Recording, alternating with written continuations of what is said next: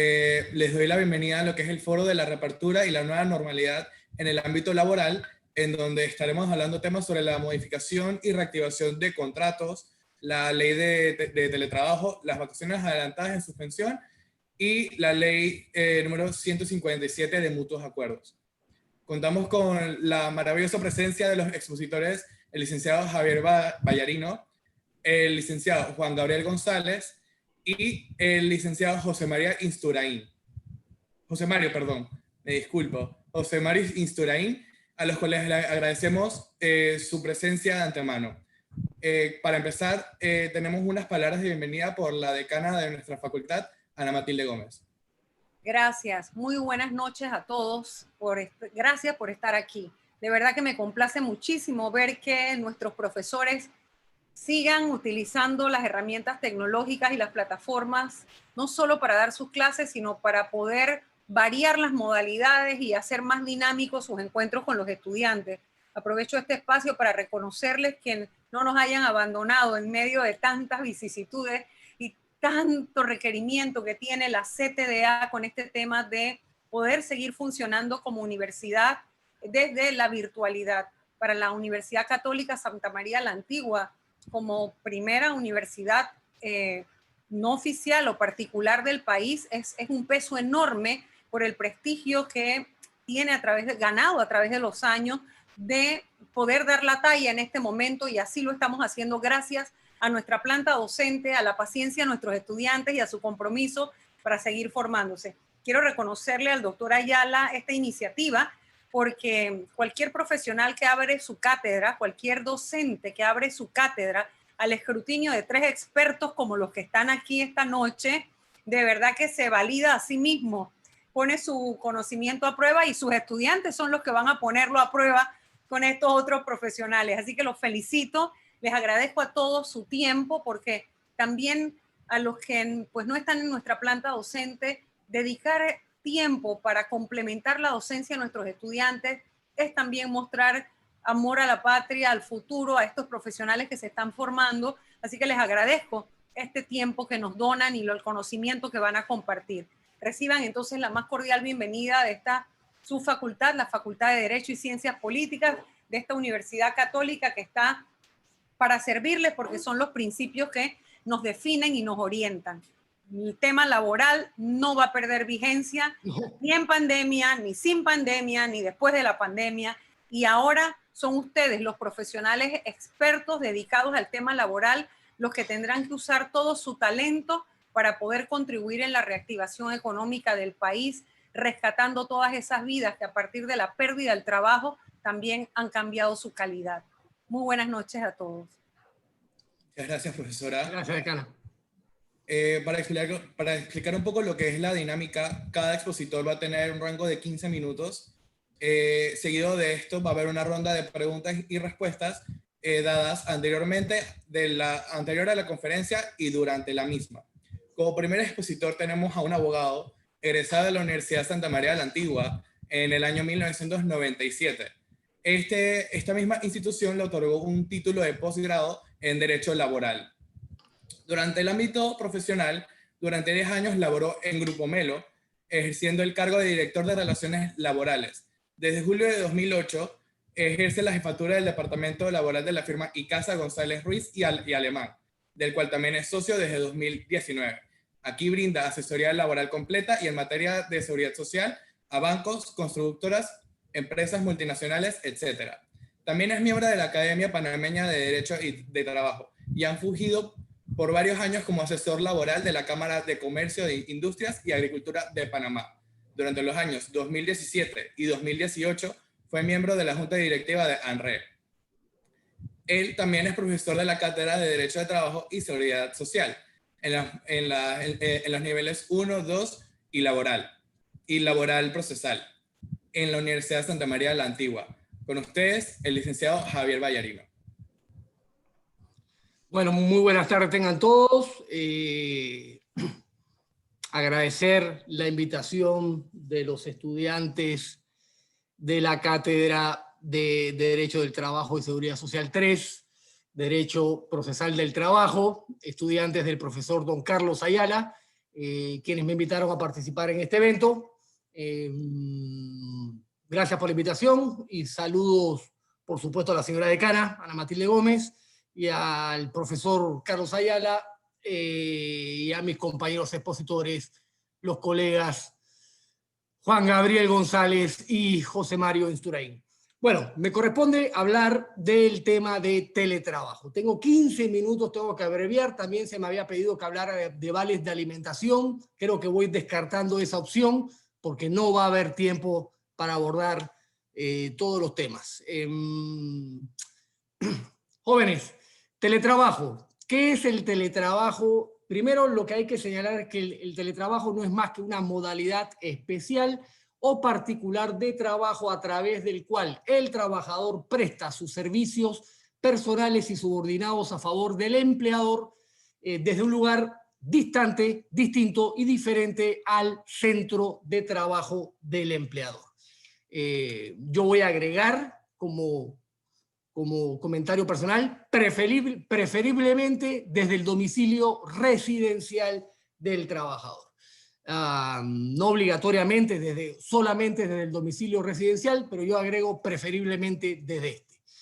Luego, es importante señalar de que el teletrabajo, si bien fue regulado mediante la ley 126 del año de febrero de 2020, es una figura que estaba vigente y regía en Panamá de forma atípica en el sentido que no estaba formalmente regulada desde hace muchos años, toda vez de que un número importante de empresas multinacionales trajeron esa figura a Panamá como parte de sus políticas de trabajo flexible que incluían la posibilidad de trabajar en forma remota o a distancia, ahora teletrabajo, políticas que también incluyen figuras comúnmente denominadas como el viernes chiquito o la posibilidad del viernes retirarse más temprano del centro de trabajo para iniciar jornada personal compartiendo con la familia, políticas que incluyen disfrutar de día libre remunerado en la fecha en que cumples años, etc. Sin lugar a dudas, como les dije, estas empresas multinacionales que trajeron la figura del teletrabajo a Panamá la concibieron como un beneficio para los trabajadores porque les permitía, o era un beneficio que generaba mayor calidad de vida para los trabajadores porque les permitía compartir más tiempo con la familia. Luego, finalmente se regula el teletrabajo en Panamá mediante la ley 126 de febrero de 2020, ojo, ley antes de pandemia, y si bien la ley causó y no tuvo cierta controversia, algunos piensan que era insuficiente, otros que estaba bien regulado, pues el teletrabajo seguía siendo un beneficio. Empleadores, trabajadores e inclusive, diría yo, organizaciones sociales de trabajadores no le prestaron tanto interés a la ley porque el teletrabajo era un beneficio. Pero llegó la pandemia y el COVID-19 y lo cambió todo. El teletrabajo pasó de ser un beneficio a ser una necesidad imperiosa o una de las pocas herramientas para que los trabajadores de aquellas empresas que no cerraron producto de las órdenes de cierre impartidas por las autoridades de salud como consecuencia del coronavirus, era un método idóneo para poder mantener operativa la empresa y a los trabajadores pues trabajando y recibiendo un salario. Y lo que era un beneficio antes de la pandemia ahora comenzó a generar toda una serie de dudas y gracias a Dios teníamos primero la ley 126 ya con algunas regulaciones y posteriormente en septiembre el decreto ejecutivo que reglamentó el teletrabajo en Panamá. Entrando en la ley, pero sin zambullirnos de lleno en ella, podemos decir que la ley sobre teletrabajo concibe el teletrabajo en dos submodalidades, ya sea que el teletrabajo se constituya desde el inicio de la relación de trabajo, en cuyo caso el teletrabajo debe formalizarse a través de contrato de teletrabajo, concepto que a mí no me gusta, pero es el que nos ofrece la ley, y se deberán establecer una serie de condiciones en ese contrato, más allá de los rubros o conceptos que nos indica el artículo 67 del Código de Trabajo que debe contener todo contrato individual de trabajo. Pues la ley 126 de febrero de 2020 obliga a que los contratos de teletrabajo tengan una serie de contenidos muy directamente relacionados con el tema de teletrabajo. Si el teletrabajo va a ser permanente o va a ser parcial, entendiendo por permanente aquel en el cual el trabajador labora todos los días de la jornada semanal de trabajo en teletrabajo, y parcial cuando el trabajador al menos debe apersonarse por lo menos una vez a la semana al centro de trabajo. Luego, ahora nos hemos percatado de que hay una serie de riesgos y problemas producto de la pandemia, porque, insisto, el teletrabajo se concibió originalmente como un beneficio, pero ha dejado de ser un beneficio, sino una necesidad que entendería llegó para quedarse. El teletrabajo genera una serie de riesgos que deben medirse y regularse adecuadamente. Cuando me refiero a riesgos, me refiero a riesgos en caso de accidentes de trabajo, y en ese punto, si bien la ley sobre teletrabajo, la ley 126 de 2020, sí establece que se considerará como accidente de trabajo aquel que acontezca mientras el trabajador está teletrabajando, este servidor hubiese preferido que la ley 126 contemplara una modificación directa al decreto 68 de 1970, que centraliza en la caja del Seguro Social todos los aspectos relativos a riesgos profesionales, para que se modificara el artículo 2, que es el que define el sentido y alcance de riesgo profesional para efectos de la caja del Seguro Social, para insertar el concepto de accidente de trabajo o enfermedad profesional que ocurra o acontezca mientras el trabajador se encuentra teletrabajando. Y es ahí donde hubiésemos preferido que se circunscriba el teletrabajo al domicilio residencial del trabajador, porque entendemos que si ya es difícil que la caja del Seguro Social, cuyos funcionarios son, por llamarlos de alguna forma, un tanto especiales, entiendan como riesgo profesional el que acontezca en el domicilio residencial del trabajador, supondríamos que más difícil aún es que la caja del Seguro Social y sus funcionarios entiendan como accidente de trabajo el que le acontezca al trabajador mientras se encuentra, y disculpen que haga publicidad gratis, mientras el trabajador se encuentra teletrabajando en un Starbucks, en un Coffee Bean o en cualquier cafetería o café internet de la ciudad de Panamá. Pero bueno, habrá que esperar que se presenten las denuncias de riesgos profesionales y a ver qué concluyen las investigaciones que realice la Caja del Seguro Social sobre esos accidentes. Ese es un riesgo que me preocupa, pero con el que vamos a tener que vivir. Luego está riesgos asociados a costos. Cuando me refiero a costos, primero lo divido en dos: costos producto de horas extras o reclamos por horas extras o jornadas extraordinarias, y riesgos asociados a las subvenciones económicas que el empleador está obligado a realizar a favor de los trabajadores que están en teletrabajo. Cuando hablamos de horas extras, recuerden que por esencia quien está teletrabajando a distancia, en forma remota, no está sujeto a la tradicional subordinación jurídica del empleador. Es decir, lo digo en términos muy poco elegantes, ese trabajador no tiene al supervisor o al jefe inmediato respirándole en la nuca, supervisando directamente qué es lo que está haciendo el trabajador. Si bien hay medios informáticos para que se pueda hacer esa supervisión, obviamente hay un grado mayor de libertad toda vez de que el trabajador se encuentra en un ambiente separado del centro de trabajo. Entonces, cabe la posibilidad de qué va a suceder cuando el trabajador teletrabajando remita correos electrónicos después de finalizada la jornada laboral. Eso va a constituir prueba idónea para efectos de un reclamo de horas extras.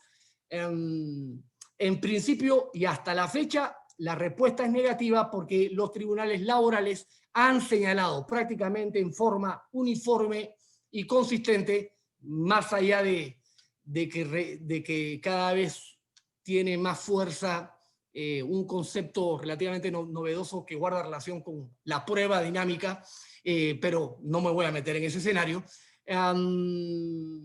Es evidente que un trabajador en la actualidad con la tecnología puede remitir un correo de trabajo, un correo electrónico fuera de horas de trabajo, estando en un internet café, cenando con la familia, cenando con los amigos en un restaurante o simplemente mientras disfruta algún evento familiar dentro de su residencia. Es decir, por el momento la prueba de correo electrónico no es prueba suficiente para demostrar el trabajo en horas extras. Luego, costos asociados a incrementos en los servicios básicos del trabajador o del hogar del trabajador.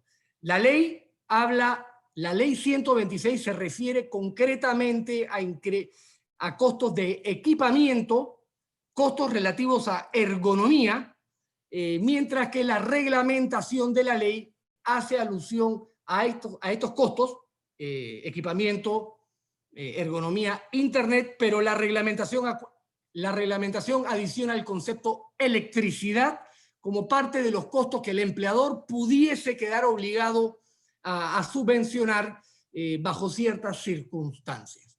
Al respecto, en definitiva, todo va a depender de lo que trabajador y empleador acuerden, posiblemente mediante la adenda del teletrabajo. Recuerden, como le dije hace un rato, el teletrabajo se puede constituir desde el inicio de la relación laboral, contrato de teletrabajo, o luego de que ha iniciado la relación de trabajo mediante una adenda sobre teletrabajo. Soy de la opinión que más del 98% de los casos el teletrabajo se va a formalizar mediante adenda y no mediante contrato de teletrabajo. Luego, es en el contrato o en la adenda de teletrabajo donde empleador y trabajador pactarán cualquier subvención económica relativa a ergonomía, relativa a un eventual incremento en el ancho de banda del Internet del trabajador y a un eventual incremento en el costo de la electricidad del hogar donde reside el trabajador. Y es que ahora, con el teletrabajo forzado en virtud de la pandemia, le damos ahora mucho más valor al aire acondicionado que teníamos en el centro de trabajo. No es lo mismo trabajar 8 horas con aire acondicionado en el centro de trabajo que trabajar 8 horas sin aire acondicionado en el hogar de cada uno de nosotros como trabajadores. Luego he visto de todo. He visto empresas que le ofrecen a los trabajadores para efectos de ergonomía un pago único, por supuesto tendrá que ser debidamente justificado con facturas para que el trabajador pueda por una sola vez comprar una silla ergonómica. En otros casos, las empresas, empleadores le han dicho a los trabajadores: vengan al centro de trabajo, busquen la silla en su cubículo u oficina y llévensela para su casa. Pero en todo caso, es obligación del empleador proteger la salud y la seguridad profesional de los trabajadores en teletrabajo, así que el empleador estaría obligado, y si no, le conviene para evitar después reclamos por enfermedad profesional, porque ya hemos visto reclamos de trabajadores que dicen, después de 4 meses de teletrabajo forzado por las circunstancias de la pandemia, que están empezando a sufrir dolores de espalda, problemas lumbares. Y eso, insisto, llegó para quedarse, así que debe estar adecuadamente regulado. Nosotros consideramos que, si bien hay un grupo de trabajadores que en su casa no tienen problemas de electricidad, tienen un ancho de banda suficiente para teletrabajar, sí hay un grupo o un componente importante de los trabajadores, y yo agregaría mandos medios hacia abajo, que teletrabajar sí le genera un incremento en el costo de sus servicios básicos. Porque posiblemente no tienen ni siquiera un internet suficiente, o no tenían, para poder teletrabajar. Por lo tanto, tuvieron que incrementar su ancho de banda y por lo tanto el costo del internet.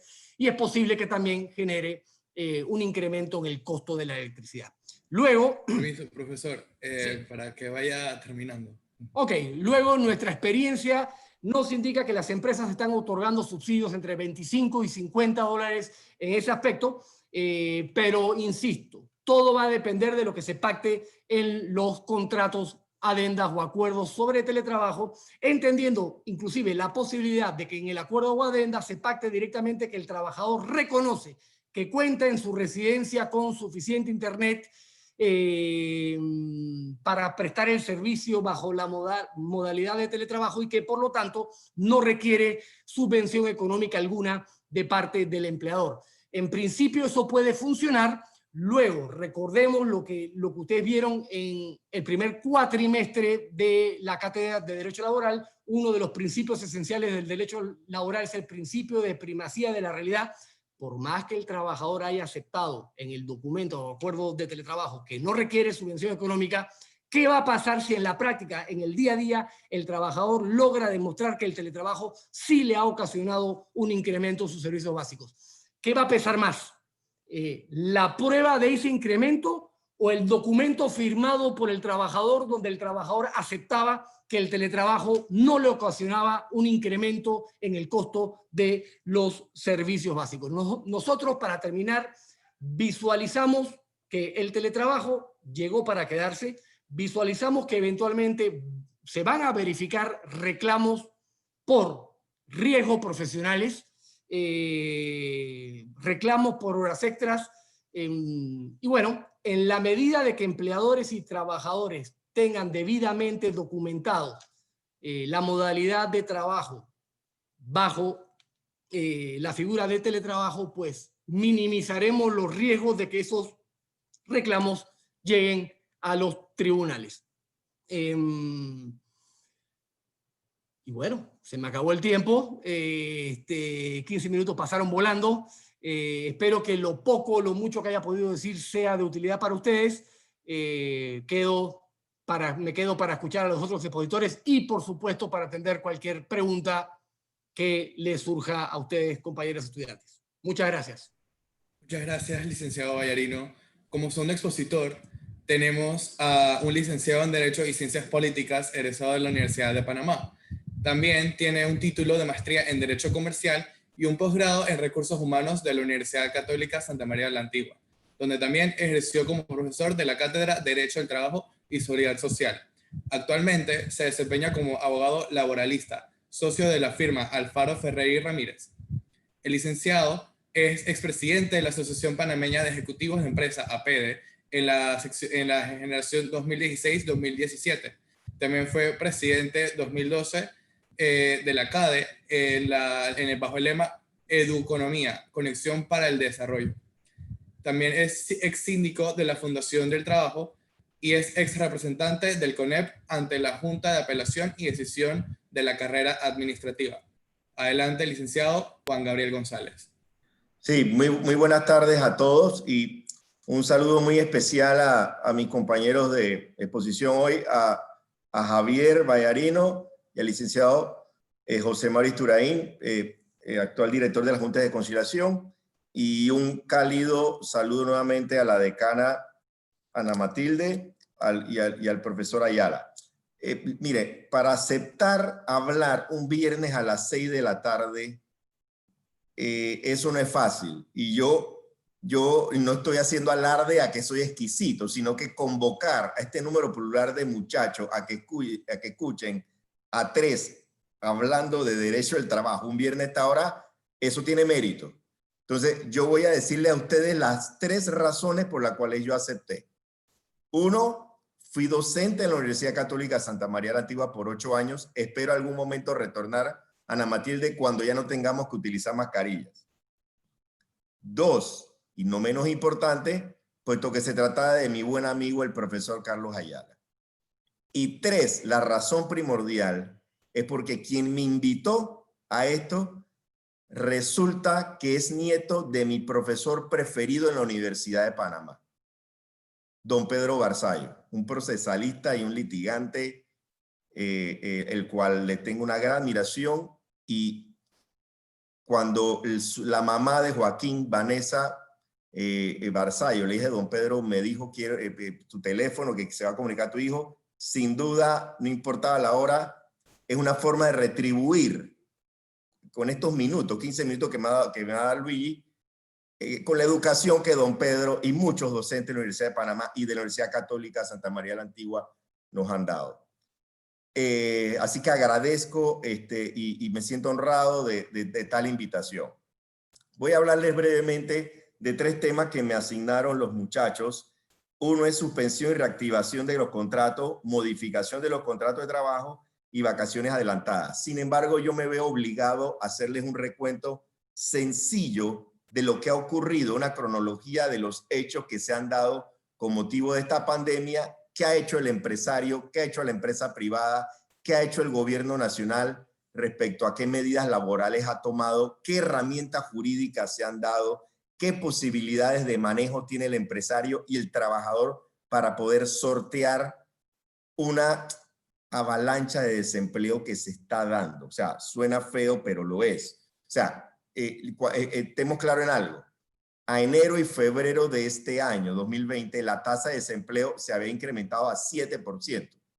Ya la titular de la cartera de trabajo dijo, esta semana lo dijo, que para finales de diciembre, principios de enero, la tasa de desempleo puede llegar de 20 a 25%. Estamos hablando de más de 500,000 de panameños sin empleo. Es duro, es una realidad no de Panamá, una realidad global. Y ante eso, ¿qué hace el empresario? ¿Qué hace el sector trabajador ante ello? Entonces, les voy a dar un breve recuento de lo que ha ocurrido, porque es importante que los muchachos lo tengan presente. Lunes 9 de marzo de este año, la entonces ministra de Salud dijo, de un vuelo proveniente de Madrid llega el primer caso positivo de COVID-19. El viernes 13 de marzo, el presidente de la República emite en cadena nacional un decreto de gabinete donde dice estado de emergencia nacional.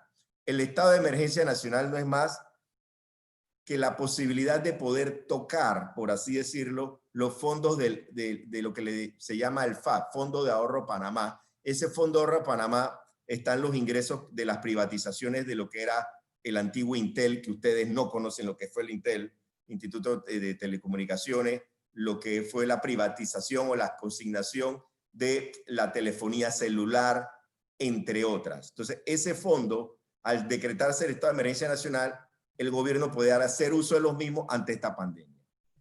Ante ello se van dando una serie de cierres, empezando, por ejemplo, con los bares, casinos, hoteles.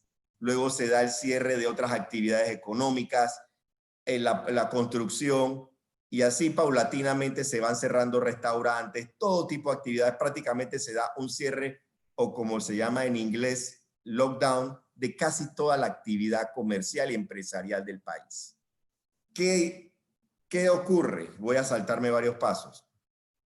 Hay un artículo en el Código de Trabajo que establece que ante caso fortuito y fuerza mayor, las partes se pueden suspender los efectos del contrato de trabajo. O sea, usted como trabajador no tiene obligación de ir a laborar y el empresario no tiene obligación de pagar salario. Es el artículo 199, numeral 8 del Código de Trabajo.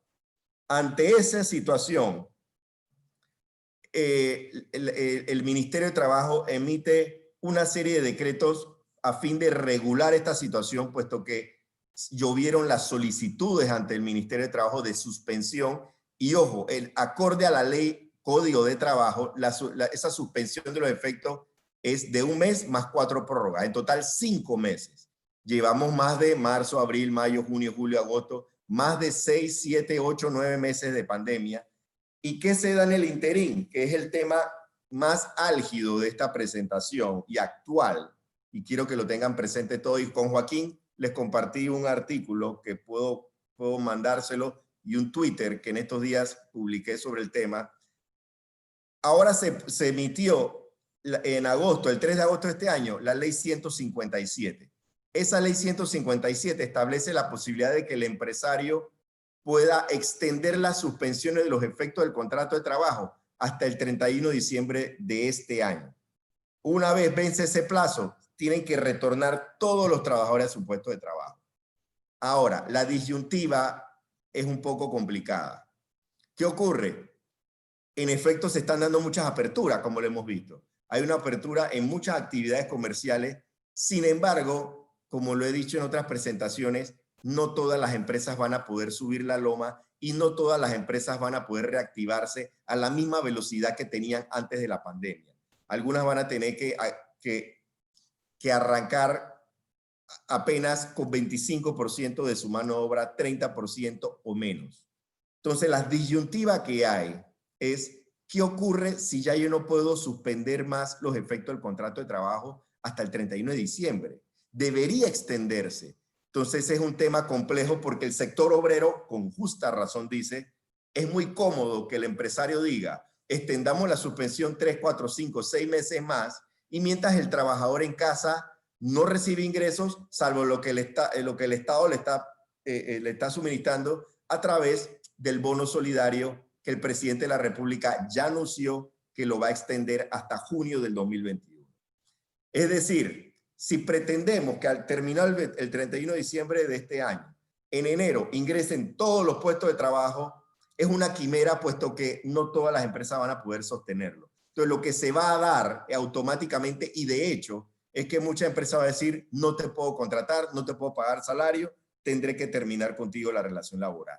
Es un tema muy complejo, crítico, que en efecto, a mi juicio, la administración actual tiene que ponderar, puesto que de no hacer nada nos lleva a las empresas a una situación incómoda. Les pongo ejemplo. ¿Qué hace Copa si le dicen que todos los pilotos, que todos los sobrecargos, que todos los trabajadores de rampa, que todos los trabajadores del counter, de todos los trabajadores del aeropuerto tienen que 100% laborar, cuando únicamente Copa está, si acaso, a 10-5% de operaciones, como bien lo ha mencionado su gerente general, el señor Hebro? Es insostenible. Los hoteles, ¿cómo van a poder operar a 100% si no hay ingreso de turistas al país por razones sabidas, por razón de la pandemia? Entonces es un tema crítico a ponderar y es importante que ustedes, como estudiantes de Derecho, estén muy al tanto al respecto. Otro tema que se da, entre otras herramientas que se han dado, como bien mencionó el licenciado Vallarino, que es el teletrabajo, otra herramienta que establece la ley, el artículo 159, es la posibilidad de que ante situaciones de crisis nacional como la que vivimos, se pueda justificar una reducción de la jornada de trabajo. Es decir, en lugar de trabajar 8 horas, trabajemos 4 horas y evidentemente pago la mitad de salario. Eso lo establece la ley y recientemente, en julio, se emitió un decreto ejecutivo por parte de la titular de la cartera de trabajo, el decreto ejecutivo 101 de julio de este año, donde establece reglas respecto a esa reducción de jornada de trabajo, porque también se prestaba abuso. Entonces, ¿qué dice ese decreto? Nada más se puede reducir la jornada a 4 horas.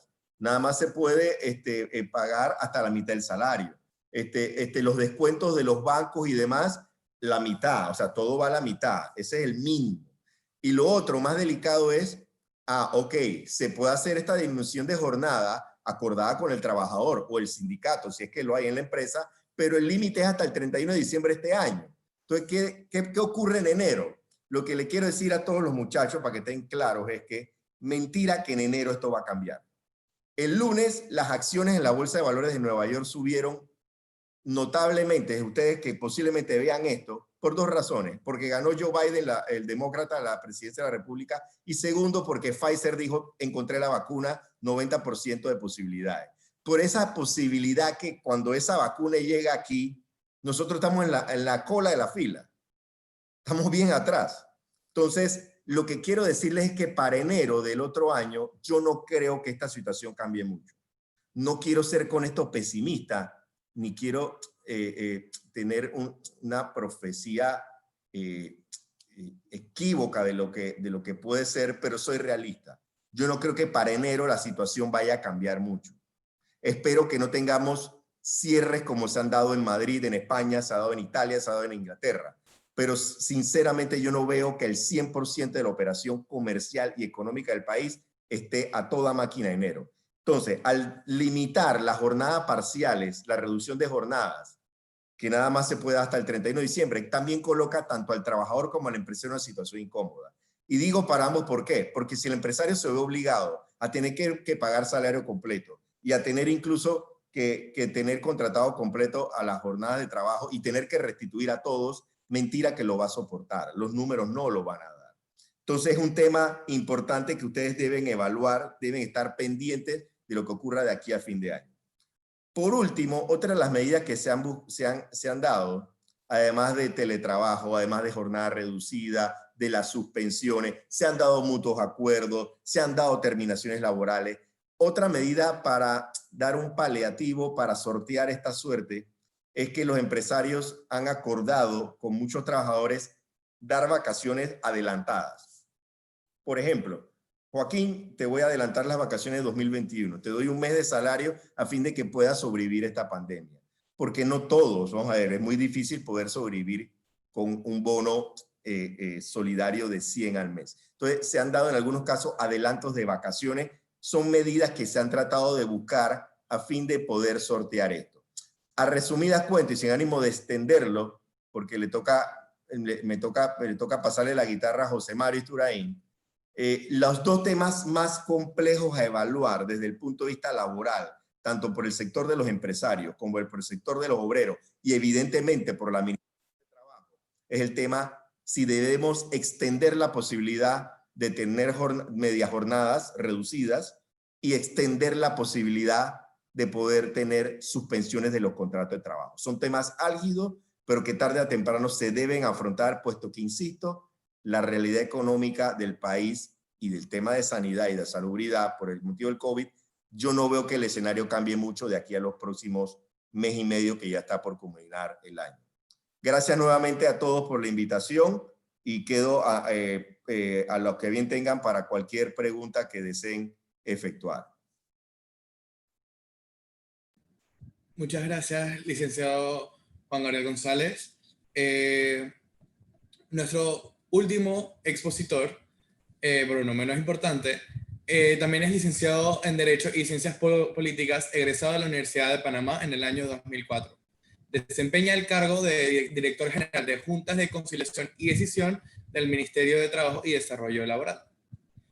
También, parte de la trayectoria laboral del licenciado, podemos mencionar su gestión del 2005 al 2009 como juez presidente de la Junta de Conciliación y Decisión número 17. También desempeñó el puesto de coordinador administrativo de la Vicerrectoría Académica en la Universidad de Panamá desde el año 2012 hasta el año 2016. También fue asistente de la dirección del Instituto de Estudios Nacionales en la Universidad de Panamá desde el año 2016 hasta el año 2019.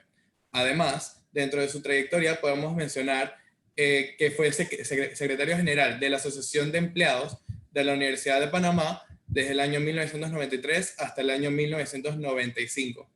También fue presidente de la Federación de Sindicatos de Trabajadores de las Universidades de Centroamérica, México y el Caribe en 1985 y en 1987. También durante la gestión de 1985 y 1987 fue miembro del Consejo General Universitario de la Universidad de Panamá. También en este mismo cargo se desempeñó en los años 1993 y 1995. Con ustedes, el licenciado José Mario Isturain. Sí, muy buenas noches, estimados señores estudiantes, profesores, expositores, señora decana, un placer saludarla, al profesor Ayala. Bien, me han invitado a este panel, reapertura y la nueva normalidad en el ámbito laboral. Los expositores anteriores ya han abordado temas importantes. Miren, el tema de la pandemia es un tema que nos ha afectado a todos. Ha afectado principalmente a la salud de la población panameña, pero ha afectado directamente una cuestión básica que atendemos los aquí panelistas, ¿no? Los colegas que son abogados laboralistas y mi persona, que es funcionario del Ministerio de Trabajo, así como el profesor Ayala, que es el tema de las relaciones laborales, ha sido impactada por la pandemia. Y por eso el Estado, a través del Ministerio de Trabajo, ha hecho un esfuerzo en que esta pandemia, esta situación difícil para el país, para el mundo, no afecte lo menos posible a los trabajadores. Y para ello, en el caso del tema laboral, se ha dictado algunas medidas de carácter legislativa a través de resoluciones y decretos, ¿no? Para ir abordando el tema de las relaciones laborales. Es así que desde marzo de este año se dictaron varios decretos, ¿no? Como el decreto 71, que era el que tenía que ver exactamente con lo que ya planteó el expositor Juan Gabriel, el tema de la reducción de la jornada de trabajo. Porque efectivamente una empresa que no está trabajando al 100%, es evidente que no va a requerir de un funcionario, de un trabajador, en una jornada de 8 horas. Entonces ya el código contempla la reducción de la jornada de trabajo. Lo que se hizo fue reglamentar la jornada, este tema de la reducción de jornada, para que se utilizara por parte tanto de los trabajadores y de los patronos. Igualmente, se dictó el decreto 81 y el decreto 95, que tienen que ver con la suspensión de los contratos, que es el tema, se puede decir que es el decreto que más ha impactado a las relaciones laborales en este momento, porque efectivamente se llegó a una cifra bastante considerable en suspensión de contratos. Y a mí personalmente me tocó trabajar efectivamente en teletrabajo,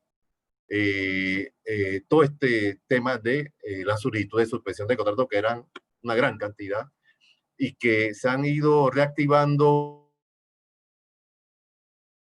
en la medida de que se fueron abriendo las empresas, que se fueron reactivando los bloques económicos, hasta que en estos momentos, bueno, ya abierto la mayoría de los bloques económicos, se está esperando pues una reactivación, pero que evidentemente, y coincido con los expositores, es una situación que va a haber que abordar nuevamente, y en eso ya hay contactos con los sectores laborales, tanto de trabajadores como de los empresarios, para ver si se extiende el tema de la suspensión del contrato, si se va más allá, porque hasta el momento se ha establecido que la prórroga de la suspensión de los contratos se dé hasta el mes de diciembre. Entonces, ¿qué va a pasar más allá con las empresas que de forma evidente no pueden aperturar todos los contratos que en este momento están suspendidos? ¿Y qué va a pasar con esos trabajadores que efectivamente sus contratos están suspendidos? Ya tienen un buen tiempo también de tener esos contratos suspendidos. Entonces, así, definitivamente, pues el Estado, a través del Ministerio de Trabajo, se fueron promoviendo, dictando diferentes tipos de reglamentaciones, como resoluciones y decretos, para abordar estos temas laborales.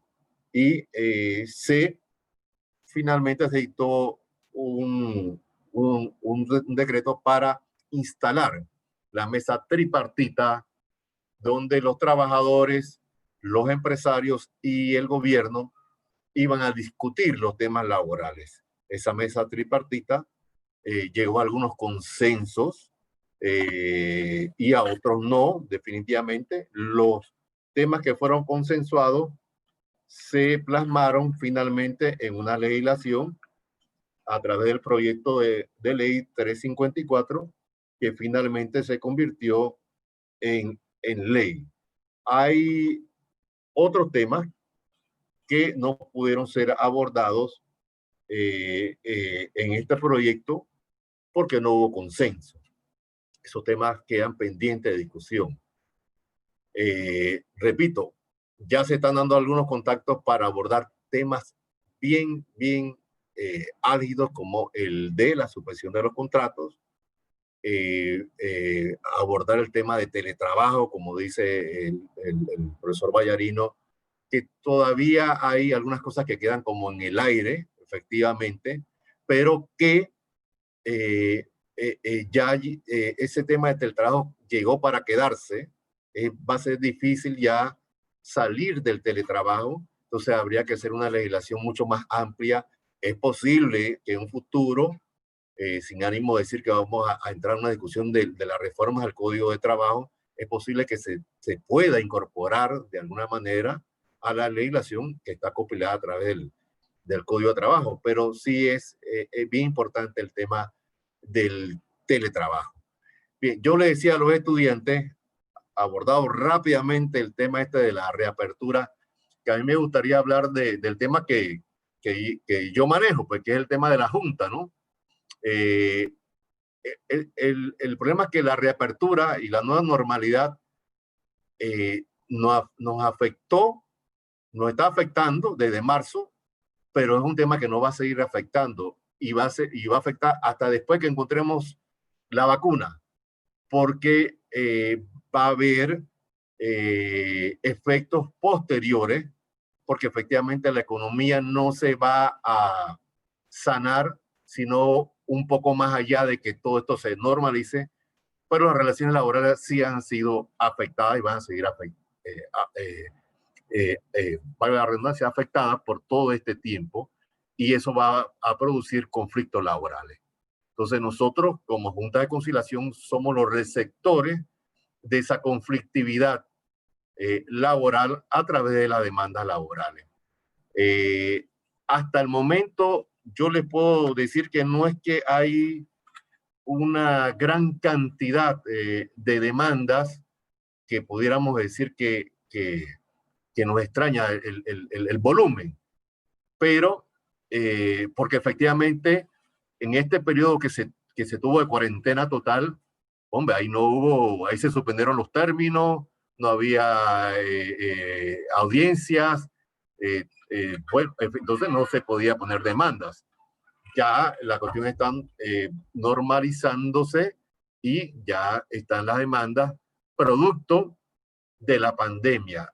Ahora mismo estamos atendiendo demandas que entraron en marzo, que eran un poquito previo a la pandemia, pero ya dentro de poco van a caer las demandas que se producen a partir de la nueva normalidad que empezó como en el 15 de junio, más o menos, por ahí.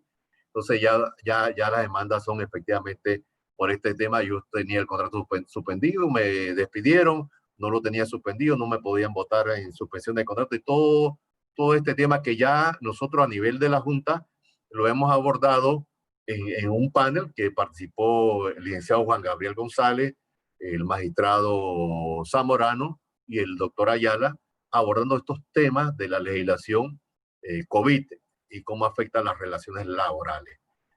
Yo le mandé un documento a los compañeros organizadores porque es importante que los jóvenes estudiantes conozcan qué son las juntas, ¿no?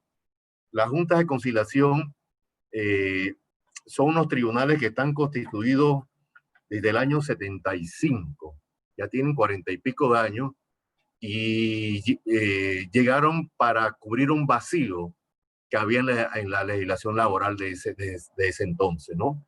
Nosotros atendemos de manera exclusiva, nuestra competencia de manera exclusiva es atender las demandas por despido injustificado, ¿no? Las demandas de trabajadores domésticos y las demandas por prestaciones laborales hasta 1.500 balboas. Entonces, son juzgados, son tribunales que están compuestos de manera tripartita, ¿no? Hay un representante de los trabajadores, un representante de los empleadores y un juez presidente nombrado por el Estado. Estos son jueces legos, pero que tienen que tener amplio conocimiento del derecho laboral y deben actuar de manera imparcial, y así actúan. Las juntas de conciliación ahora con la nueva apertura hemos tomado las medidas correspondientes de bioseguridad para poder atender a todos nuestros usuarios. Hemos implementado algunos métodos con la nueva tecnología a través de WhatsApp, a través de los correos electrónicos de la página web para darle un mejor servicio. Y es importante entonces que los estudiantes conozcan que las juntas de conciliación, pues como le decía de un inicio, son una novedad en materia de justicia, y en este caso de justicia laboral. Los procesos son procesos orales, ¿no? En una sola comparecencia, y al culminar la audiencia, después de todas las etapas procesales correspondientes, se pasa a una valoración de las pruebas, y los jueces, dirigidos por su presidente, tienen la obligación de dictar un fallo oral inmediato. Entonces yo quería que eso, así muy rápido, decírselo a los estudiantes, porque en estos momentos que inclusive antes recibíamos estudiantes para que escucharan a las audiencias, eso les servía mucho a los estudiantes que nos enviaban los profesores. Ahora está un poco restringido por el tema de la pandemia, por el distanciamiento, pero yo le envié al coordinador un documento que me gustaría pues que se lo pasaran para que tuvieran conocimiento de qué son las juntas de conciliación. Yo daría por terminada mi intervención porque me gustaría escuchar. Yo le decía al colega Vallarino que a mí me gusta mejor el intercambio, que yo quiero escuchar qué dicen los estudiantes, cuáles son las preguntas que ellos tienen, las interrogantes, para entonces uno ahí poder pues ampliársela, contestársela, y la que no tenemos a mano, no conocemos, investigársela y posteriormente darle respuesta con mucho gusto. Así que estoy a su disposición, señores estudiantes, y le agradezco a los organizadores. Muchas gracias. Muchas gracias, licenciado. Como bien dijo, vamos a abrir la ronda de preguntas y respuestas. Hay una serie de preguntas que serán previas al seminario, y preguntas que se dieron durante la misma. Así que a cargo de mi compañera Angelín Colonna.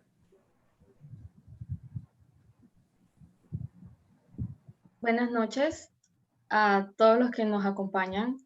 La primera pregunta va dirigida a nuestro primer expositor, el licenciado Javier Vallarino. Bien, sobre el teletrabajo, ¿quién debe cubrir los gastos de consumo de electricidad, equipo de trabajo y el uso de Internet? Y si está esto definido en la ley 126. A ver, primero, si llegase a verificarse un sobrecosto en estos servicios, principalmente Internet y electricidad, quien tendría que correr con ese costo es el empleador, entendiendo que esa subvención que le otorga el empleador a los trabajadores no constituye salario, y como no constituye salario no va a contar para cálculos de prestaciones ni estará sujeto a las contribuciones o a las cargas tributarias y sociales, impuestos sobre la renta y seguro social. Pero ese tipo de situaciones debe quedar debidamente documentado en el contrato de teletrabajo o en la adenda sobre teletrabajo que suscriba de manera individual empleador con cada uno de los trabajadores en teletrabajo. Luego, puede suceder que en esa adenda sobre teletrabajo el trabajador, las partes pacten o hay un reconocimiento o una aceptación por parte del trabajador en el sentido de que no requiere subvención económica de ningún tipo, porque el teletrabajo no le representa un incremento en el costo de electricidad y porque además cuenta con ancho de banda de Internet suficientemente robusto como para teletrabajar sin que ello implique un incremento en el costo de Internet. Es decir, no tiene que mejorar su Internet para poder teletrabajar. Pero puede suceder que no sea así, y en muchos casos no va a ser así, sobre todo con el tema de Internet. Creo que el costo de la electricidad va a ser un tema más complejo y más conflictivo, pero a mí no me cabe la menor duda que en materia de Internet sí genera el teletrabajo un sobrecosto para muchos trabajadores que no tenían Internet en sus hogares o que tenían el Internet más básico de los básicos posibles, simplemente para poder disfrutar del Internet. Ni siquiera estoy hablando de Netflix y otras cosas, para disfrutar de Internet, pero para teletrabajar se necesita cierta robustez en el ancho de banda de Internet, y no sería justo que se le impute ese costo al trabajador. Insisto, debe quedar esto debidamente contemplado en los acuerdos sobre teletrabajo. Seguramente los acuerdos o adendas sobre teletrabajo que se celebraron al amparo de la ley 126, es muy probable que ni siquiera contemplaban esa posibilidad, porque, insisto, el teletrabajo al comienzo era un beneficio, pero ahora sí el teletrabajo llegó para quedarse, es una necesidad, y a ambas partes le conviene, para evitar conflictos laborales futuros, que ello quede debidamente regulado. Luego, termino por responderte. En lo relativo al Internet y al equipamiento y al tema ergonómico, lo establece la ley 126. La reglamentación a la ley 126, que es un decreto ejecutivo de septiembre de 2020, introduce entonces el tema de electricidad, que no contemplaba la ley 126, pero si lees con detenimiento el decreto de todas formas remite a la adenda de teletrabajo.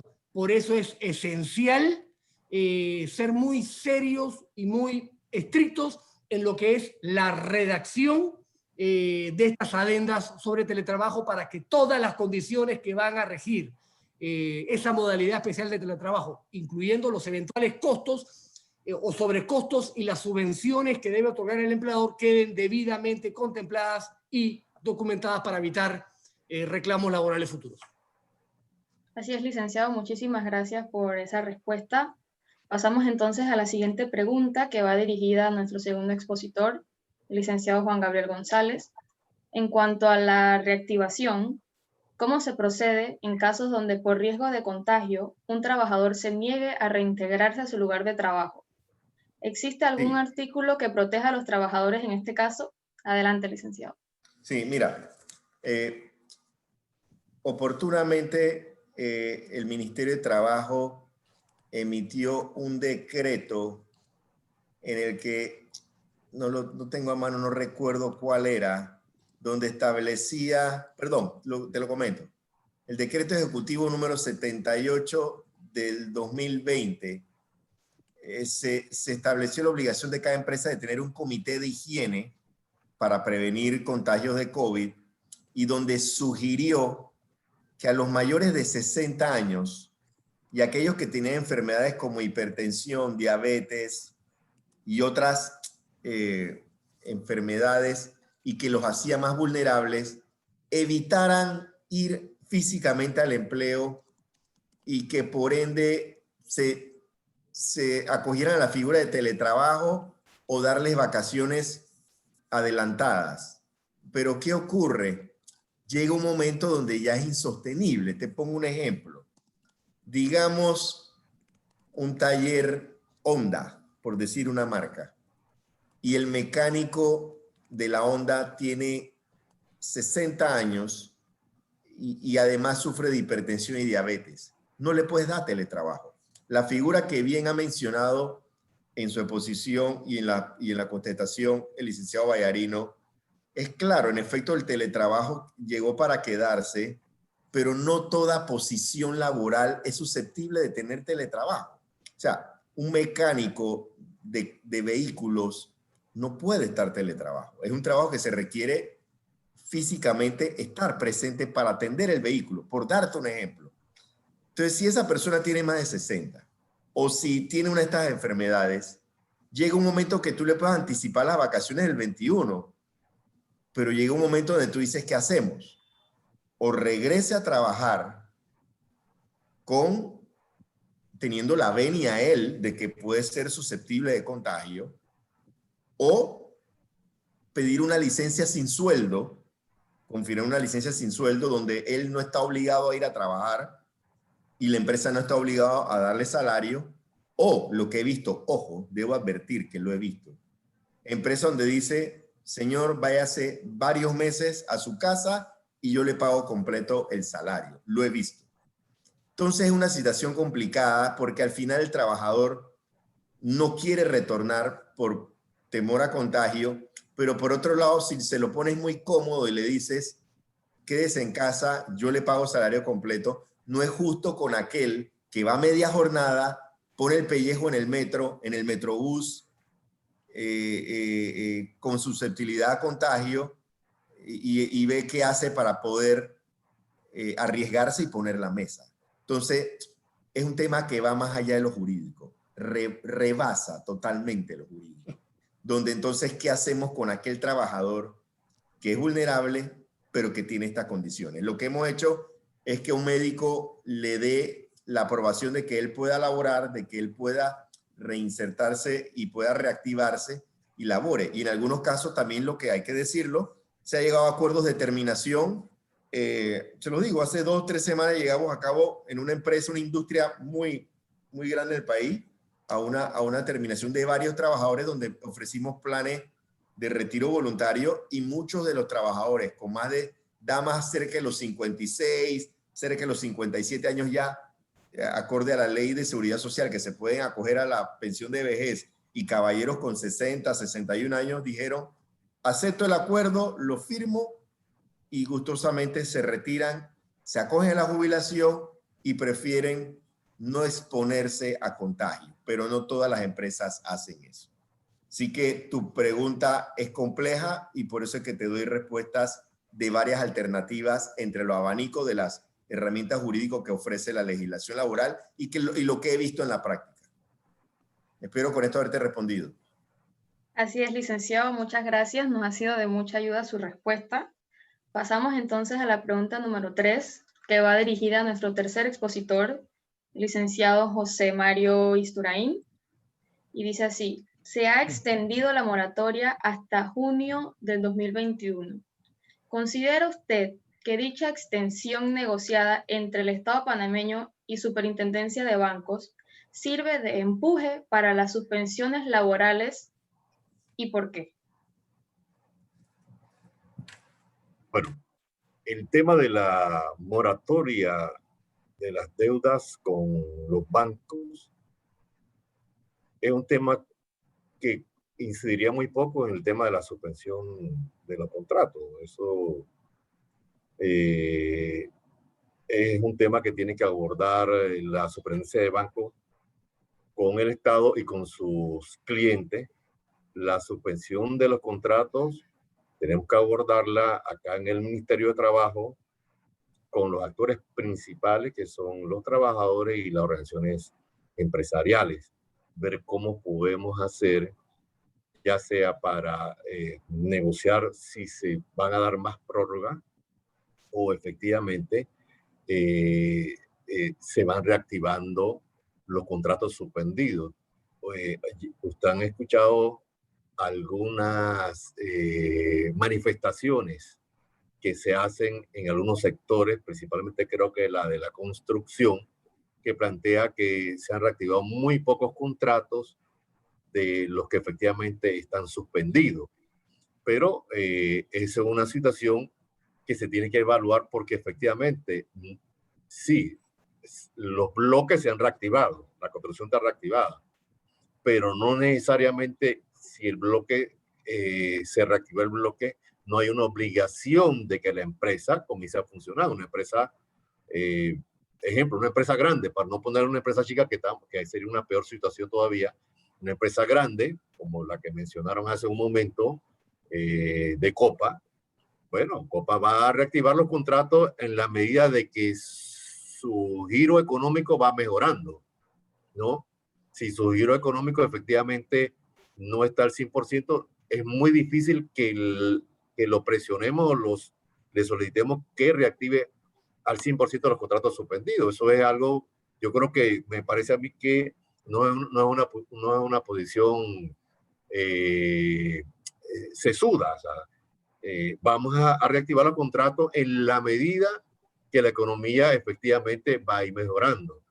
Los bloques se han reactivado para eso, para dar la oportunidad a las empresas que poco a poco vayan reactivando, y va a depender de muchos factores internos, y factores efectivamente externos también. Entonces, lo de la moratoria que negoció o que pactó el gobierno con la superintendencia de bancos, con los bancos, es una situación para ayudar, un paliativo para ayudar a esos trabajadores que ahora mismo están en suspensión de los contratos. Lo que podría hacerse, y que eso trajo problemas al principio, yo creo que ya se fue mejorando, es que los bancos, a través de la plataforma tanto de Mitradel como de AIG, ellos pasaban a hacer una revisión si efectivamente el trabajador estaba en suspensión del contrato.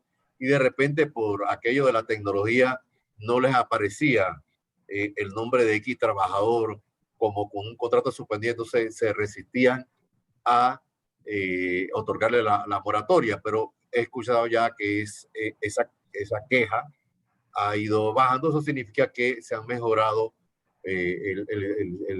los sistemas para que todos los trabajadores que están en contratos suspendidos aparezcan tanto en AIG como en el Mitradel, y así los bancos puedan comprobar que efectivamente un trabajador que está suspendido es difícil que le haga frente a su compromiso económico, especialmente los bancarios. Finalmente, yo creo que, mire, esta situación, esta pandemia, es una situación difícil, pero que nos debe llevar a reflexionar, y que es importante que sepamos que todos tenemos que poner nuestra parte para salir adelante. Desde el punto de vista de la salud, como lo expresan las autoridades de salud, los ciudadanos, los panameños, tenemos que poner nuestra parte para que no caigamos en otro brote de la enfermedad, pero también desde el punto de vista económico.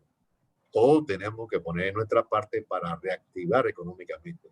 Evidentemente, siempre el sacrificio debiera estar en la persona que puede dar más en esta situación, el que puede aportar más en esta situación de reactivación económica debe poner un granito adicional para que esto se mejore, ¿no? Y no solo dejarlo la carga al lado más débil, o que sea el Estado el que con una varita mágica trate de resolver los temas económicos. Gracias. Muchísimas gracias por esa respuesta, licenciado. Pasamos a la pregunta número 4 hacia el licenciado Javier Vallarino. ¿Qué responsabilidad tiene el empleador con respecto al trabajador en caso de que éste se contagie del virus durante su labor?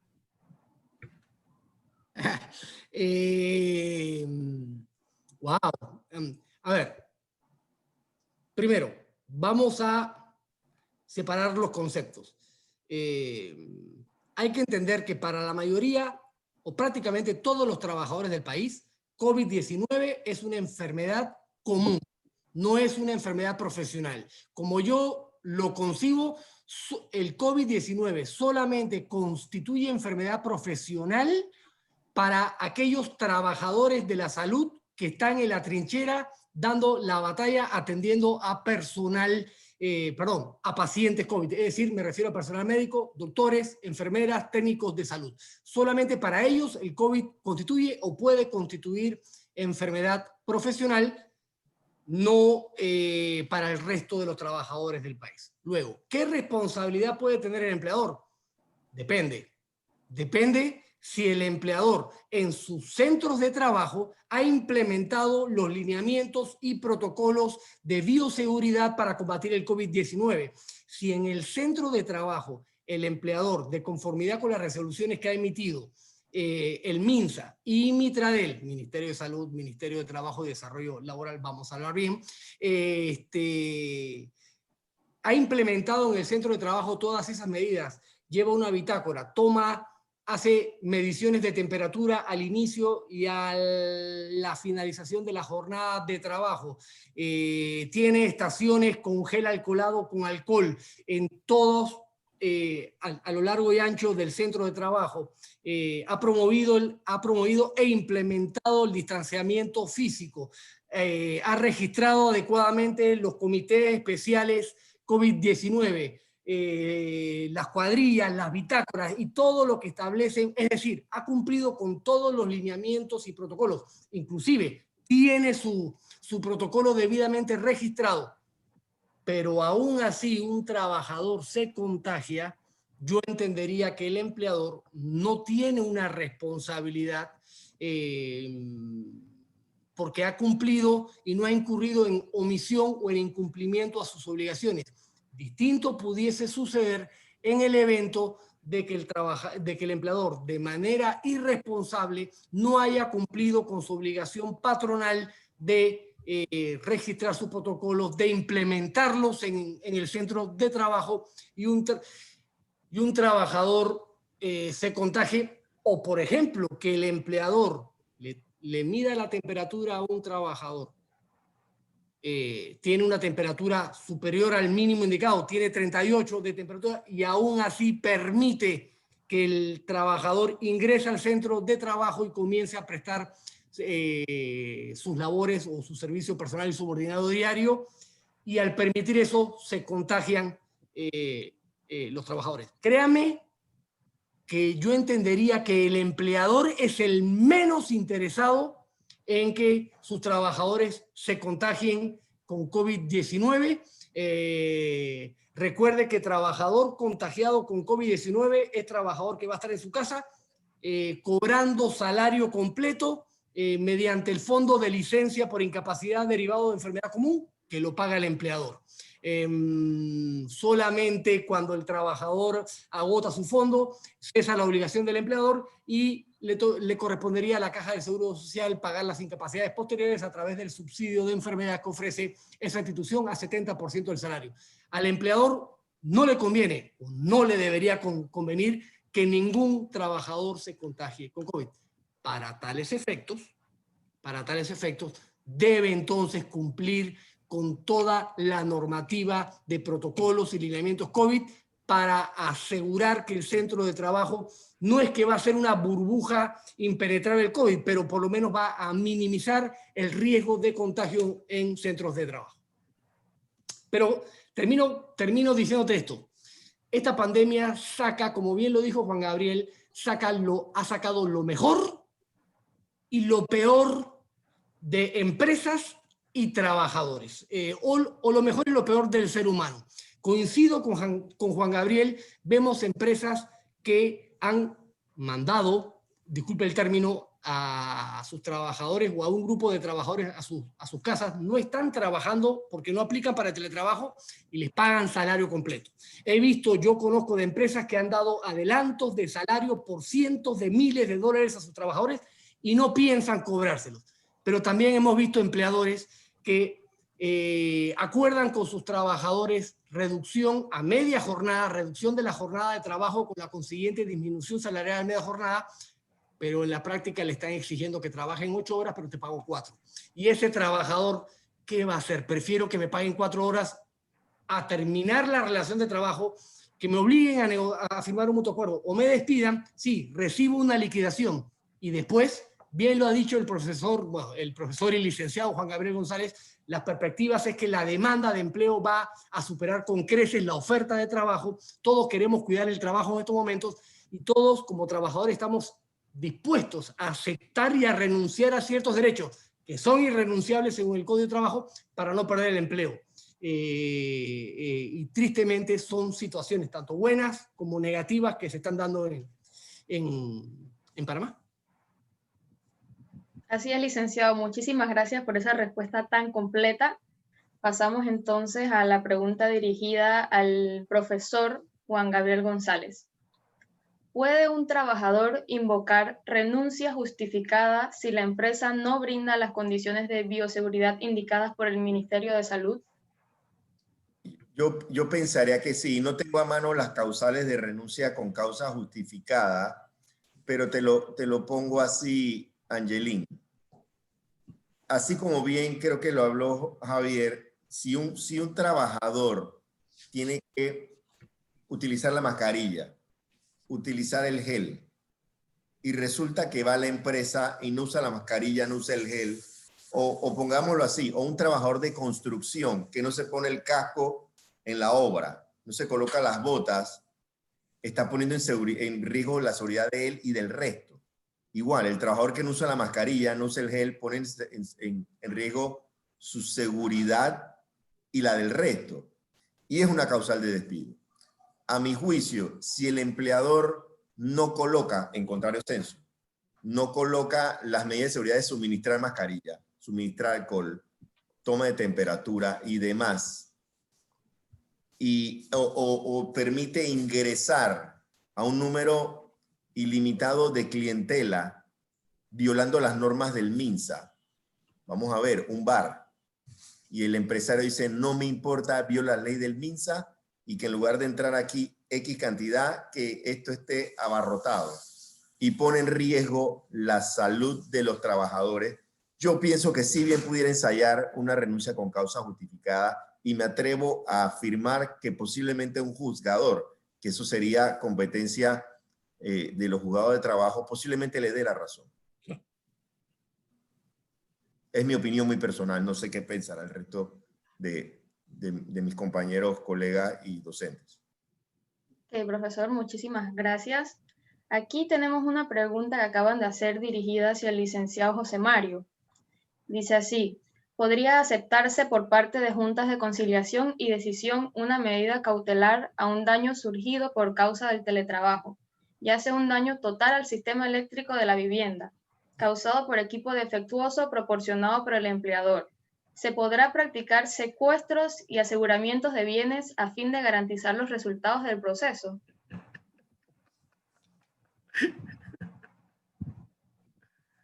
Buena pregunta. Está complicada. Está Dura pregunta. Dura. Adelante, Mario, Te defiéndase. queda grabada. Disculpe, licenciado José Mario.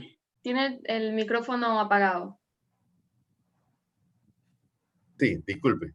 Las medidas cautelares que se practican en la Junta son para garantizar los resultados de un proceso, en este caso los nuestros, de un proceso para el cual tenemos competencia, que son despidos injustificados, relaciones domésticas y prestaciones laborales hasta 1.500 balboas.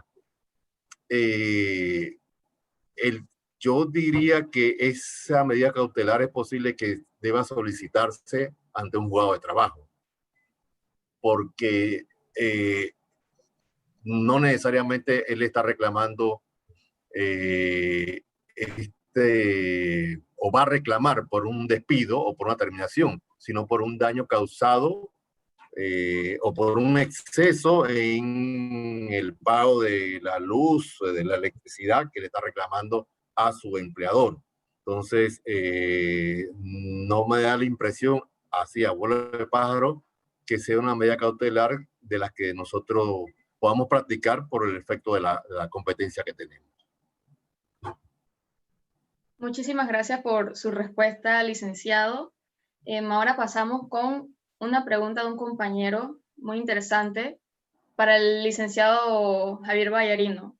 Dice, tal vez no va mucho con el tema, pero usted o ustedes, cualquiera puede responder, ¿cree que la pequeña empresa debería fusionarse con una mega empresa para poder subsistir en el comercio? Le paso la batuta a mi colega Juan Gabriel González, que está mucho más embebido que yo en temas empresariales y seguramente él tiene mejores argumentos para responder esa pregunta. Bueno, voy a atreverme a responder y aprecio la deferencia y el reto que me ha dado Javier. Y te lo pongo así, Angelín.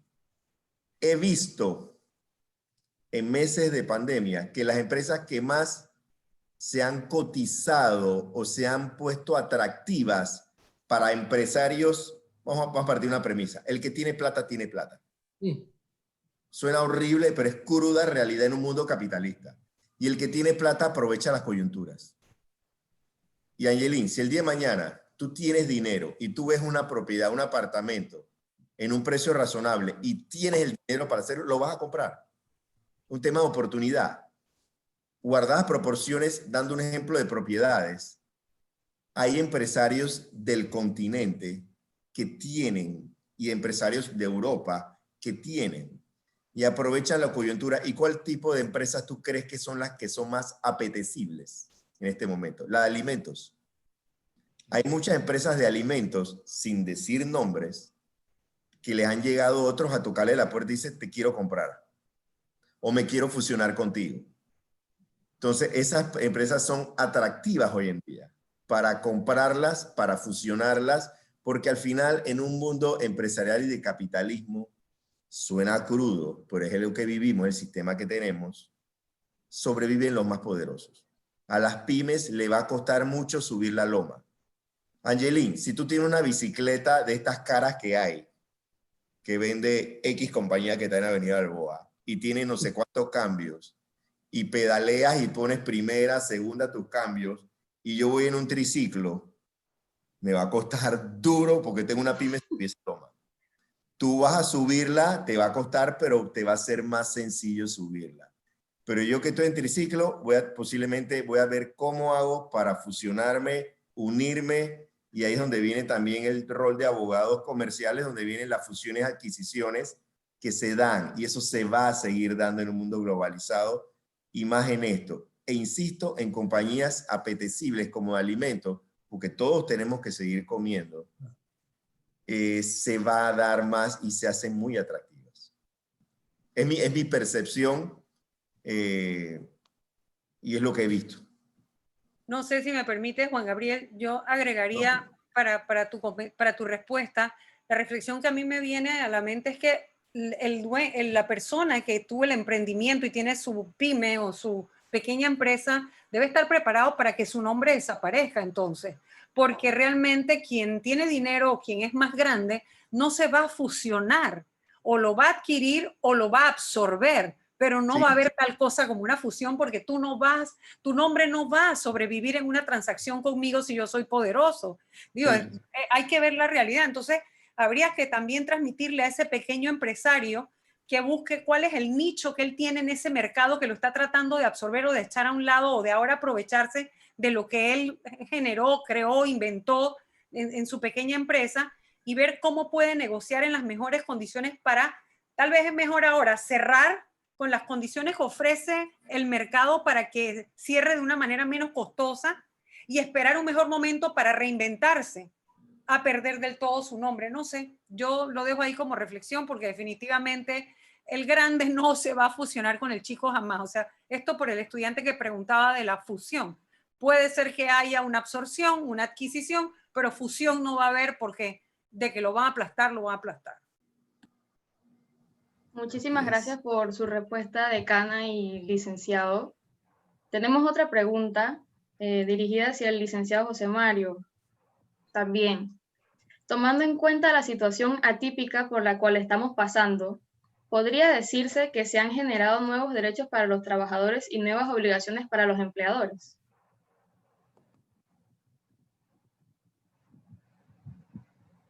Bueno, lo que se ha generado es una reglamentación adicional a la ya existente en las relaciones laborales, a la que existe en el Código de Trabajo y a la ley complementaria. No lo ubicaría como nuevos derechos. No, yo personalmente no lo ubicaría.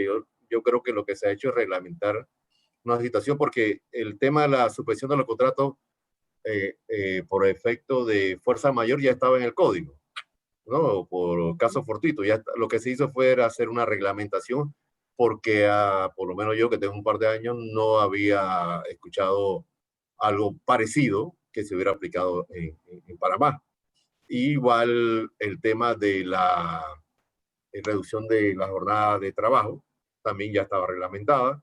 El teletrabajo es lo más novedoso que hay, lo del teletrabajo más o menos en Panamá, pero que se daba sin que estuviera reglamentada. Ya había muchas empresas que los trabajadores trabajan desde su casa. Yo, personalmente, mi hija trabaja teletrabajo. Hace mucho tiempo antes que estuviera reglamentada. Mi yerno trabaja en teletrabajo y hay mucha gente que estaba en teletrabajo antes que se reglamentara. Sí que eso no sería nada extraordinario.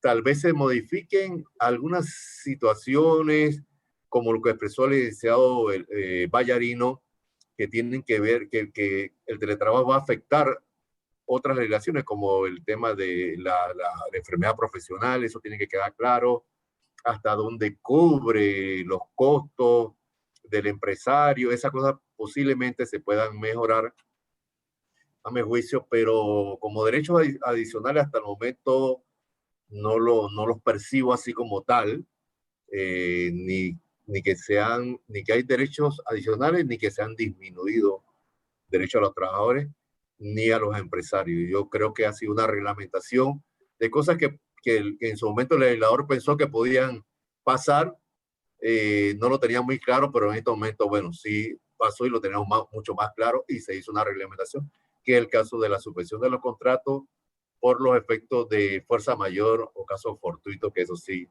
ahí, y le soy franco, ahí está el licenciado Yala, nuestro amigo. Yo personalmente no estuve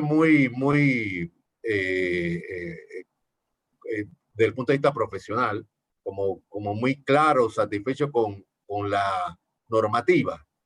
A mí en lo personal me parece que el código todavía así como está, daba como para manejarse un poco solo. Habría tal vez que buscar, me da la impresión que habría que buscar, hubo que buscarle algún acomodo.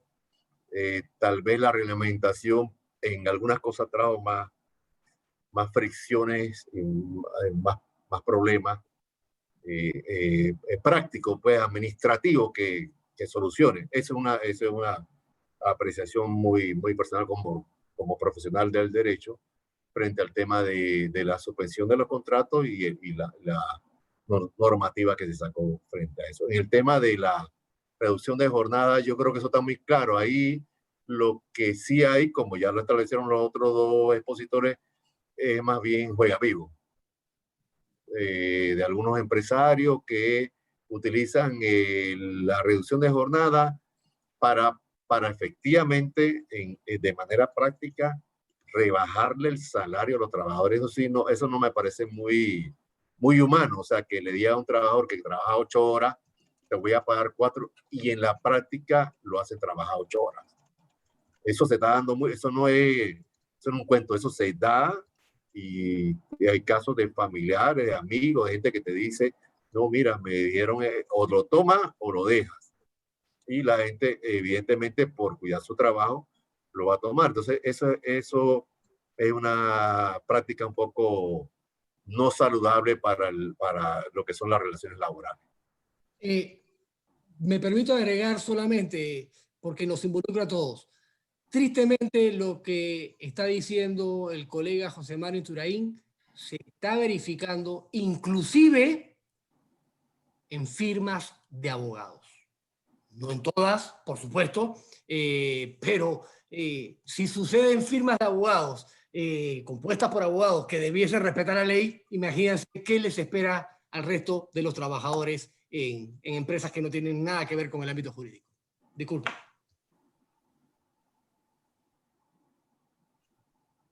Listo, muchísimas gracias, licenciados. La siguiente pregunta va dirigida a usted también, licenciado Javier Vallarino. En cuanto a la figura de las prórrogas de suspensión de contratos que se deben dar mes a mes, el momento que la empresa no presente un mes y el trabajador sea afectado por esto, ¿la empresa debe pagar los salarios caídos de ese mes? Si se verifica, si el trabajador presenta un reclamo y se comprueba que la empresa no había presentado prórroga a la suspensión de contratos, evidentemente existe una alta probabilidad de que ese empleador sea obligado a pagar ese salario porque no había ni sustento alguno para que el trabajador no estuviese percibiendo salario. Luego hay que ver, tampoco estaba trabajando. No es tan fácil, pero en principio es obligación del empleador presentar las prórrogas y presentarlas oportunamente mes a mes. Ya no opera para las prórrogas el silencio administrativo positivo, razón por la cual en principio si no presentas oportunamente la prórroga, como empleador te expones a un reclamo laboral posterior del trabajador y peor aún, de los trabajadores que en un momento dado pudiesen verse afectados. Y con respecto a la prórroga, lo que sí se está verificando es algún desfase, no es una crítica al profesor don Carlos Ayala, por favor, pero sí hemos visto que las prórrogas no están saliendo a tiempo o no se están aprobando oportunamente y llega el momento de que el empleador debe presentar la próxima prórroga y aún no tiene aprobación o pronunciamiento oficial por parte del Ministerio de Trabajo con respecto a la prórroga correspondiente al mes inmediatamente anterior. Pero bueno, temas de desfase, el empleador a través de sus abogados debe personarse al Ministerio de Trabajo, utilizar las plataformas de consulta, etcétera, para verificar. Pero respondo a tu pregunta, empleador que no presente prórroga se expone a un reclamo de salarios. Y tristemente está pasando. Está pasando. Aquí conozco de empresas que no están presentando prórrogas y tienen sus locales cerrados y tienen a sus trabajadores en suspensión de contratos, pero sin ningún sustento. Así que supongo que esos reclamos laborales vienen bajando en buen panameño. Muchísimas gracias por esa explicación. Profesor Juan Gabriel, ¿qué cree usted acerca del rebrote que se está apareciendo y si esto puede afectar a las empresas que han reabierto en estos últimos meses? Mira, ahora que hablaba con ustedes, teniendo esta charla, me enteré por aquí que tuvimos hoy más de 1.100 casos positivos y creo que 20 fallecimientos. 26. 26, sí. Entonces, Pero 9.000 pruebas, más de 9.000 pruebas. Sí, es un número, sí es bastante, pero sigue siendo un número apreciable. Entonces, insisto, lo dije en un principio, si en Madrid cerró, o grandes partes de varias comunidades de España, creo que Cataluña, Castilla-La Mancha, Andalucía, varios cerraron los bares de vuelta, Italia también, creo que Francia también. Yo creo que va a darse también algo aquí, pero yo no creo, ojo, quiero en esto ser positivo, y creo que José Mario hablaba, yo no creo que volvamos a lo que tuvimos en marzo, abril y mayo, donde teníamos un cierre total, porque o nos morimos de COVID o nos morimos de hambre. Entonces, suena horrible decirlo, pero yo creo que después que el sistema hospitalario no colapse, yo creo que para el gobierno, para de trabajo, para la autoridad de salud, será difícil, pero creo que va a tomar decisiones de cierres, pero quizás parciales por distritos, por provincias, por ciertas actividades, pero yo no creo que podamos sostener nuevamente ir hacia atrás donde da más lunes y miércoles, caballeros martes y jueves. Yo no creo. Yo honestamente no creo. Yo no creo que volvamos a eso y toco madera, Dios quiera que no. Pero eso depende de nosotros y cómo nos portemos y vamos a ver. Y esto a todo nivel social, Angelín. Y me refiero a ti porque tú eres la que hace la pregunta, pero es que todos los muchachos. Somos todos. Esto a todo nivel social. Vemos en San Joaquín que es una pelea de gallo. Va la gente, hombres, mujeres, lo vimos hace meses, pelea de gallo en la tarde y tomando cerveza y había ley seca, había restricción de sexo y todo estaba en la pelea de gallo. Pero también lo ves en las playas distinguidas en el litoral pacífico, un número importante de personas en su mulita departiendo, sin mascarilla. Entonces, porque el ser humano es un ser social que está acostumbrado a compartir, no estar encerrado. Y tuvimos muchos meses encerrados y el ser humano requiere distracción. Mira, yo veía las finales de béisbol, Boca Chiriquí. Es un pesar, que soy fanático de un pesar ver esos estadios sin gente. No se vende una soda, no se vende un popcorn, no se vende un hot dog, no se vende una cerveza, no se vende. Incomoda la economía. Igual pasó en Estados Unidos. Tú ves estos juegos de baloncesto, la NBA, de fútbol americano, la Serie Mundial de Béisbol. sin un ser humano y pancartas, pero se atrevieron a hacerlo. Igual en las ligas de fútbol de otras latitudes. No me refiero a la LPF, porque dice a la LPF nunca va nadie, pero los juegos de pelota sí va la gente. ¿Sí o no, Carlos? A Boca y Chiriquí, Los Santos, la gente va a los juegos de pelota, nos gusta. Nos gusta la pelota. Entonces, lo que quiero decirte es que yo sí creo que va a haber cierres parciales, quizás por distritos, corregimientos, algo así, pero yo no creo que nos podamos permitir nuevamente un cierre tan severo como el que tuvimos marzo, abril, mayo, junio, julio. Lo dudo por la economía, pero por lo que pienso yo creo que sí algo se va a dar. Por eso es mi inquietud de yo creo que las suspensiones hay que analizar si se extiende el plazo y si la jornada reducida se extiende, y haciendo cuidado a lo que bien hace referencia a José Mario, hay empresarios inescrupulosos que abusan y dicen, te pago la mitad, pero te trabajame todo el día. O voy a suspender a esta gente y le pago por fuera servicios profesionales. Eso se está dando. No ocultemos la realidad. Espero con eso haber podido responderte y disculpa mi efusividad.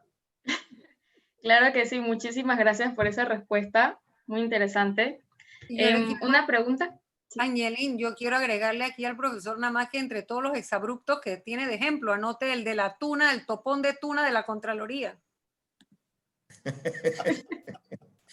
Es que la decana lo lleva. Increíble, increíble. La decana lo tiene ahí. Se da. Ok, sí, muchísimas gracias. Licenciado José Mario, o cualquiera que quiera responder, ¿en qué condición quedaría el fuero de maternidad en caso de que la trabajadora se encontrase con contrato suspendido? Adelante, cualquiera. Javier. Javier o Mario. El licenciado Vallarino quiere dar Sí, adelante. José Mario, ¿tú respondes o la bateo? No, le cedo la palabra, doctor. Gracias. Dos temas con respecto, una no relacionada con, las dos están relacionadas con la maternidad. Primero, ya se están dando casos, trabajadoras en suspensión de contratos de trabajo no alcanzaron la densidad de cuotas que exige la Ley 51 de 2005 orgánica de la Caja del Seguro Social, es decir, no alcanzaron a tener, por estar bajo la medida de suspensión de contratos, el mínimo de 9 cuotas acreditadas en los 12 meses inmediatamente anteriores al 7º mes de embarazo, y por lo tanto la Caja de Seguro Social está rechazando el subsidio económico por maternidad. Cuando ello sucede, el efecto directo es que en virtud de lo dispuesto en el artículo 107 del Código de Trabajo recae sobre el empleador asumir el costo de la licencia por maternidad de 14 semanas. Luego, con respecto al fuero, eso fue solucionado o aclarado con la promulgación de la ley 157 del 3 de agosto de 2020, que introdujo un nuevo artículo al Código de Trabajo. Recordemos que la ley 157 de 3 de agosto de 2020, en la inmensa mayoría de los artículos, pierde vigencia el 31 de diciembre de 2020, con excepción de la modificación que se introdujo al Código de Trabajo, donde se insertó un nuevo artículo al Código de Trabajo que básicamente establece que se extiende el periodo de fuero de maternidad por el tiempo durante el cual la trabajadora ha estado bajo los efectos de suspensión de contratos de trabajo. Principalmente eso aplicaría, recuerden que el fuero de maternidad protege a la trabajadora durante todo su embarazo, durante la licencia preparto, 7 semanas, preparto, posparto, y desde el momento que se reintegra a su labor luego de dar a luz, 12 meses más. Supondría yo que principalmente aplica para ese periodo de los 12 meses posteriores al parto, posteriores al reintegro a sus labores cuando termina la licencia de maternidad posparto. Si durante ese periodo la trabajadora está en suspensión, entonces de contrato se extiende el fuero de maternidad por los meses en que estuvo suspendida la trabajadora. Muy bien. Muchísimas gracias, licenciado.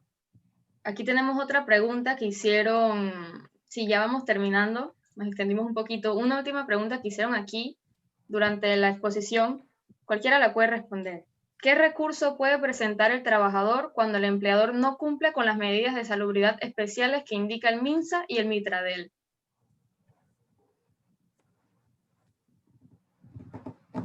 Que la conteste Ayala.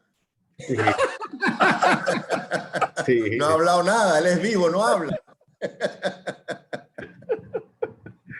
Yo estoy escuchándolo para reesperarlos ahí en el ministerio a los tres. Retiro todo lo dicho, don Carlos. ¿Oyó? Sí. Esa que me la tiene que responder Carlos. Yo no sé, Javier, yo pienso que el trabajador puede recurrir y pedir una inspección al Ministerio de Trabajo. Hay una serie de multas que puede imponer el Ministerio de Trabajo. Hay una serie de sanciones que puede establecer el Ministerio de Salud, que hemos visto que la ha hecho pública en casos sonados de parkings, de servidores públicos, no servidores públicos, de restaurantes famosos. Yo creo que si una empresa claramente no está cumpliendo, se le puede sancionar. Vimos hace poco una empresa sin dar nombre, que ustedes muchachos posiblemente han ido, que está en Costa del Este, que tiene que ver con no sé qué de plateado, no sé qué plateado, el sapito plateado, no sé cómo que se llama. Ya saben cuál es, ¿no? Que la cerraron porque incumplía las disposiciones y le impusieron una multa.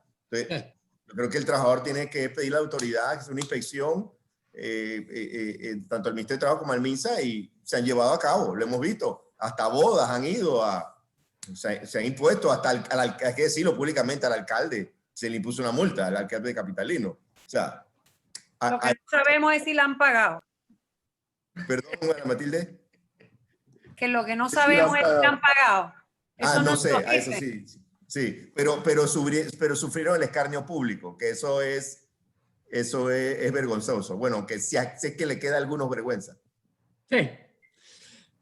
Gabriel, yo coincido contigo, la inspección es la medida directa. Yo coincido contigo, no descarto inclusive que de conformidad con el grado de incumplimiento, la autoridad pueda suspender, clausurar temporalmente la empresa, con todas las consecuencias que eso generaría para el empleador, y agregaría, que tú ya lo dijiste también, la posibilidad del trabajador de renunciar con justa causa, porque entendería que una de las causas justas de renuncia del 223 apunta directamente al incumplimiento del empleador de esas medidas de higiene y seguridad que establezcan los reglamentos, las leyes, y para mí los protocolos COVID aplican como esos nuevos reglamentos de obligatorio cumplimiento para el empleador.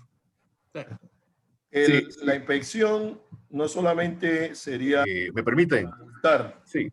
No solamente sería para cerrar, sino también para multar. Por supuesto, por supuesto. Claro.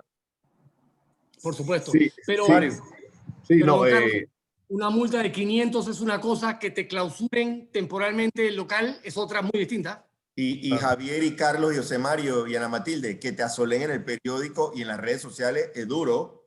Eso es más que colega, mira, la inspección, la dirección de inspección a cargo del licenciado Landero está haciendo un excelente trabajo en ese sentido, y las propias autoridades, tanto la ministra de Trabajo, la licenciada Doris Zapata, como el viceministro, ellos personalmente hacen inspecciones directamente a empresas tanto grandes como empresas medianas, verificando que las medidas de bioseguridad se cumplan. Y a veces se hacen, van acompañados de los autoridades de salud. O sea, que una empresa que no cumpla con las medidas establecidas por el MINSA y homologadas acá en el Ministerio de Trabajo en lo que son las medidas de bioseguridad, corre el riesgo de que sea multada o se le aplique otra sanción mucho mayor, aparte pues de que efectivamente públicamente también quedará bajo el escrutinio del público, ¿no? De que una empresa, oye, que es una situación que es para salud de todos los panameños y no cumple mínimamente con estas medidas de bioseguridad. Gracias. Muchísimas gracias, licenciado, a todos los expositores, señora decana, de parte de todos los estudiantes, por sus maravillosas preguntas y respuestas. Carlos, la próxima vez, viernes a las 6, tiene que tener una cervecita o una copita de vino, Carlos. No, lo que pasa es que ahora lo que decimos es que es viernes y los profesores lo sabemos. Así que por... Está bueno eso. Bueno, antes que cierren, les agradezco nuevamente, de verdad, y a los estudiantes los felicito por este aprovechamiento que hacen de un viernes en la noche, todo el compromiso que están poniendo, a los profesores, por supuesto, y a los invitados, que pues no tienen tampoco el compromiso formal de la docencia con nosotros, pero cada vez que vienen y donan su tiempo están contribuyendo a la formación de estos jóvenes. Ha sido muy interesante la jornada. Muchas gracias, señora decana. Bueno, miren, yo quería... Diga. No, continúe. Gracias. Yo quería agradecerles a los expositores, a la señora decana por acompañarnos. Cuando me dieron los nombres de ustedes no dudé del éxito que iba a tener la actividad, pero sobre todo quiero felicitar a los estudiantes, a los participantes. Yo quiero decirles a los expositores y a la decana que este foro fue hecho 100% por los estudiantes. Yo les di 1 o 2 ideas, nada más.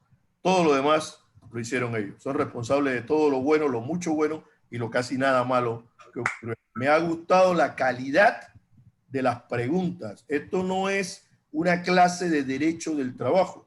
Esta es una clase de derecho aplicado que lo construyeron ellos, ustedes. Y yo creo que esa es la función que tiene que servir la universidad y la que está sirviendo la USMA en este caso. Me he entusiasmado tanto que quiero proponerle a la decana desde aquí, a los colegas que son profesores de aquí, de que hagamos esto un poco más ampliado, no mañana, sino que lo hagamos como una especie de actividad del Departamento de Derecho del Trabajo. Que los profesores, agarremos a nuestros estudiantes, claro, van a ser un montón de gente, pero organicemos un grupo para hablar de algunos temas puntuales, porque esto es lo que ha sido. Originalmente la idea era hablar de derecho procesal del trabajo, que es la materia, pero en la práctica ha resultado un